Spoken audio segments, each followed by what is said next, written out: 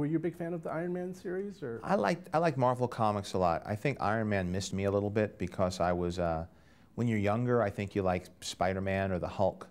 There wasn't a movie like this, so it was more about the character and the suit, and it just wasn't that captivating to me. I didn't relate to him. But now as I get older, the fact that he's a grown man who lives his life a certain way and goes through a transformation, and he actually builds the suit himself, as a filmmaker, that's a very compelling story to tell. And with Robert, you know, taking over the personality of Tony Stark, all of a sudden he adds all this dimension and excitement to it. So it's very fun and exciting film for me to work on. And judging by my kids and their friends, I see that there's an excitement about the project and about the film. And they seem to be really captivated by the technology, much like Transformers, how things sort of open and close and move. There's something really hypnotic about that technology done well through CGI. There's a really nice, in the notes, you said that you had this note above your table that said plausibility. And yeah. I was wondering, where's the gauge? Like when things are thrown at you, it's like, oh, we can do this and that. And like, how do you kind of rein it back in or actually bring it up to a level that would be entertaining for the screen? Well, there are hundreds of people working on this movie. I guess if you added everybody, thousands. And your job as director is to keep the tone consistent throughout the film. If everybody just did what they thought their version of Iron Man was, it would come out with a very inconsistent film. And the biggest challenge, of course, is to make it so that when you go from Robert playing Tony Stark to the ILM CGI Iron Man suit, it isn't like Power Rangers, where it looks like you're cutting from one movie to something completely different. You have to integrate the whole thing and find a tone.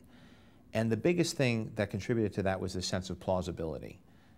And that was a sign that was over my door when people walked into my office to talk to me and have meetings. Because we always had to remember that it had to be plausible, which means it doesn't have to be believable that it could really happen. The technology doesn't have to actually exist.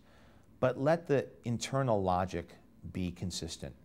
Don't make the suit be able to do one thing in one scene and not another thing in another scene.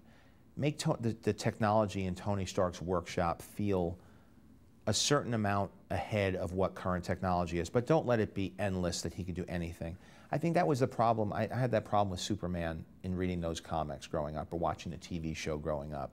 Superman could do anything. He could stop a train. There was nobody who could fight him or stop him. He just was so overwhelming and overpowerful.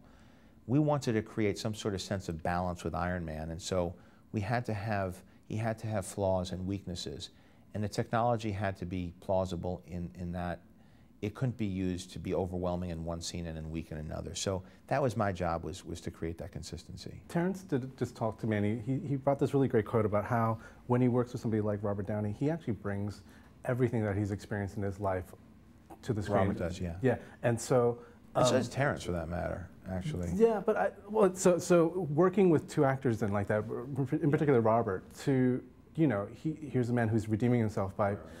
and to have Robert with his past also. So I don't know, it's kind of raw for a viewer to watch, and it's exciting, but to kind of, I don't know, what's it like to direct that and also to be able to tell, you know, having him on a film like this then? Well, what's nice about Robert as a package is not only are you getting a guy who's got chops as an actor, but I mean, he chose to do this role. It wasn't like he got offered something, he didn't know what it was, and all of a sudden there are, you know, parallels being drawn between the character and the actor. I think he saw it as an opportunity to bring what everybody's thinking about him sort of to the forefront and engage it through this role so that he could move on. He's been living many years a very disciplined professional life. He's couldn't be more consistent and professional. I had no problem in casting him. Just from talking to him, I got it, the way his relationship with his kid and his wife and his career. He had matured and moved on to a certain point. But Tony Stark sort of has a past that people know about, and people who know the comic book knows where he's going to go. He's got flaws, he's got problems.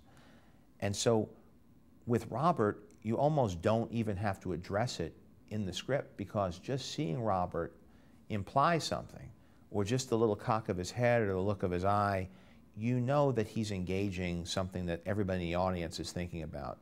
And what's fun, too, is that the kids don't know anything about it, goes right by them, but the grown-ups sort of see that there's a little bit of a wink to the camera. And the effect that I love about it is that it adds an emotional resonance and a reality to this movie that could otherwise be a two-dimensional comic book film. So he really brings depth to it. And then the people who gathered around him, because they wanted to work with him, also added this, you know, this integrity to this film, and it elevated it so much.